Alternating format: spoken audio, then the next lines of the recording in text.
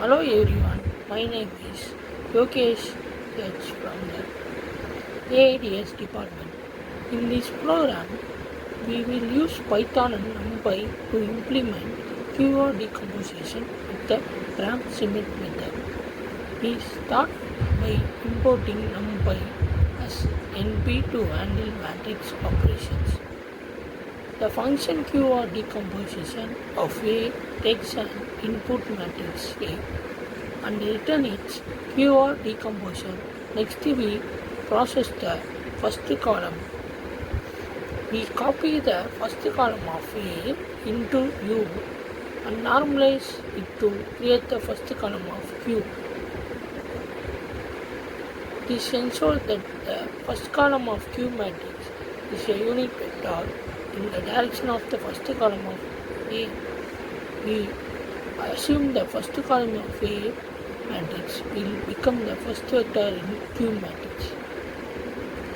Then for each of the previous column of the Q matrix, we subtract the projection of the new vector onto the previous column of the Q matrix to make it orthogonal.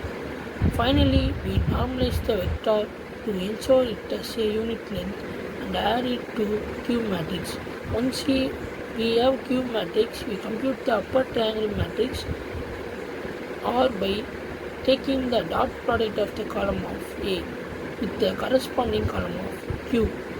These steps ensure that the matrix R is upper triangular matrix. Finally, we print the resulting matrix Q and R, which represent the keyword decomposition of the input matrix A. In conclusion, we use the Gram Cement process to perform Q decomposition on a matrix.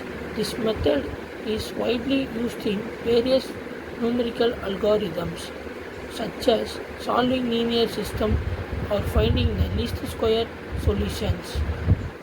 Thank you.